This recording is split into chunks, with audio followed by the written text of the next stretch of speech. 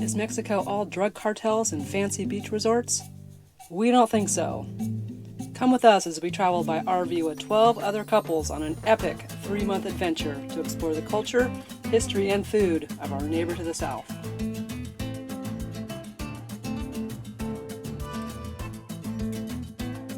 Join us in this video as we head to the magic town of San Cristobal. We leave Villahermosa and park our RVs at the Hogar Orphanage. But along the way we have a problem with our window, and then we visit one of the most unique and interesting churches in all of Mexico. And then we visit a local family that are known for the textiles and their amazing tortillas. We're getting pulled over for inspection. We've been passed through. I'll get up behind the Green Angel. It's not every day you see an appliance on top of a car, on top of ladders. This is our second military checkpoint in a minute. Slow down here. This road isn't the best.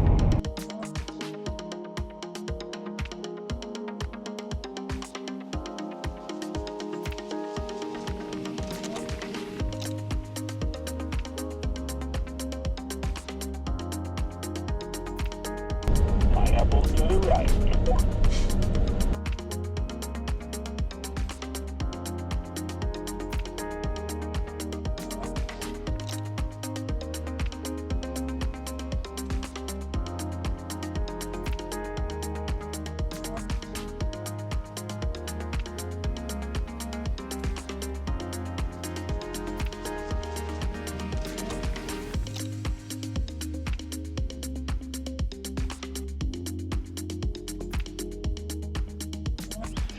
Okay, today was a very challenging day of driving. A lot of potholes and bumps and topes, really kind of nasty road conditions.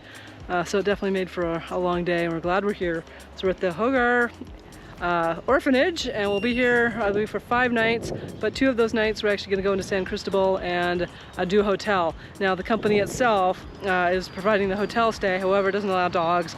Really wanted Rhonda to go because she keeps staying back, so I'm like, well, let's just rent our own hotel room. So we found one really close by that does allow dogs, so we have that arranged, and honestly it'd be a nice break from the heat and all that. So we did have a bad thing happen today.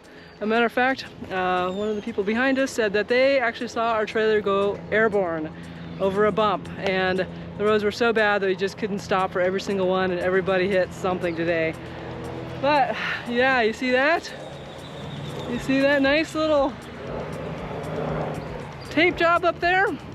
Yep, our window shattered. So the folks behind us said, hey, number 3, that's your position in the caravan. It looks like something's going on with your window, and black stuff was coming out. Well, the black stuff was actually the window, so that is our emergency window. And it just completely shattered, and it just wants to pop out from the tops. It's just the inner glass. So we are going to, this was just an emergency job right here to get us here, and then tomorrow we're gonna take all that tape off, get the rest of the tempered glass out of it, and then we may have to seal that with some plastic or something, and then re-tape it up. Tomorrow's a free day. We get to visit the orphanage, and I'm ready for a drink. This was a long day. You're freezing your ass 'cause you ain't got no gas. Propane. Coffee is cold.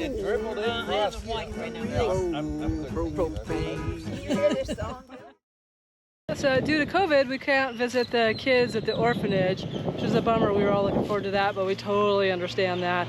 So today is a free day. It's one of those days where it's nice just to catch up on stuff. Oh, laundry, retaping our window, bath time for Blitz. Okay, what am I doing to fix this window? Well, not really fix it, but make it bomb-proof for the rest of our trip. I'm actually taking the rest of this glass off. I was just going to scrape around the edges, but then I realized if I just took a sharp X-Acto knife and cut off basically the seal around basically the outer pane that broke and the inner pane, and that's going to give me a flatter surface to seal this up, put plastic over in the tape. So I'm just basically boop, boop, boop all the way around and then peeling that off. And that way I can put a tape around the edges, kind of across, and then I can put plastic over it so this isn't gonna leak. So that should get us the rest of this trip, and then we could order a new one and put it in. But hey, hopefully that's the worst of any issues that we have. So fingers crossed. Hola! Hey, we're following a tour bus. Why? Well, we're going to San Cristobal de las Casas. It's about 7,200 feet, so we're going to be way up in elevation. It's supposed to be beautiful there in a really cool town. We've left our campsite. Everybody is going to be spending a couple nights in a hotel. We're also going to be going to a couple of villages. One is very culturally significant with some unique things going on in their church, and more about that later when we get there.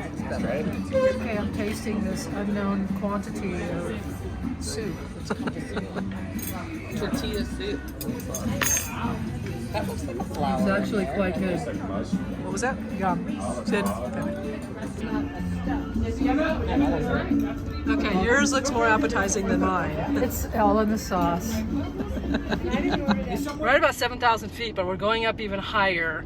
And where we're going now is San Juan Chamula, and it's a native village. It's very isolated. They allow outsiders in. You can't drive in. It's a parking lot, and it's very interesting. We're getting ready to go into the town of San Juan Chamula. It is a native village, and they're very strict as far as what you do. So one of the things we absolutely cannot do is take pictures of people, and we cannot take pictures inside the church.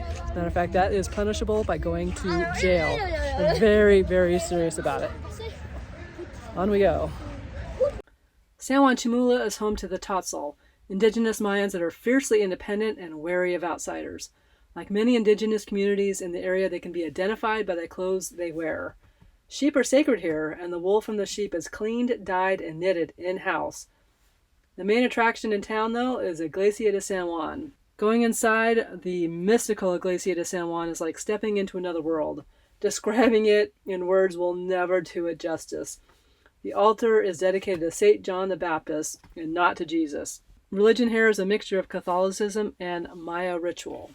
Quite the unique experience. When you go in, the floor is a large layer of pine needles everywhere, with hundreds and hundreds of candles were lit on tables and on the floor. Small groups kneeled or sat on the floor and cleared space for even more candles. Coca-Cola can be seen and is used to ward off the bad spirits. Now, chicken sacrifices are common here, but fortunately that didn't happen while we visited. So it was a humbling culture shock of an experience and a must-do if you're in the area.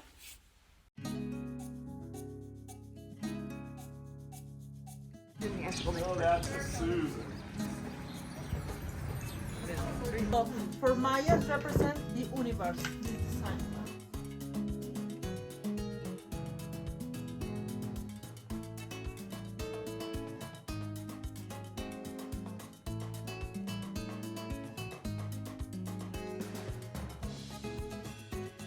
Oh, hibiscus.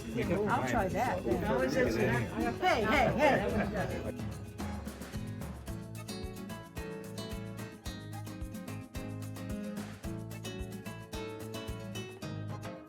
Tortillas, because they eat tortillas for breakfast, for lunch, and for dinner.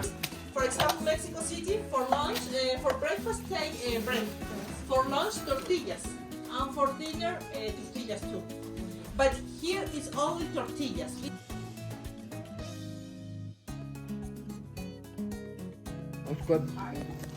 Brown sugar, that the name is piloncillo. Often in different regions of Mexico, salt is a piece of sugar, that the name is piloncillo. We're in the town of Zinacantan. Now, our tour guide had said that some of these little villages, they're basically sovereign. They're Mayan villages. They're basically sovereign entities, and they can charge what they want for entrance. So to come into Zinacantan, it was 15 pesos each, and to get into the church at San Juan Chamula, it was about 25 pesos. So really, almost nothing. This family we just went to, oh my God, their textiles are absolutely amazing. This has been one of the best parts of our entire trip. We feel like culturally this was a really significant and definitely worth checking out.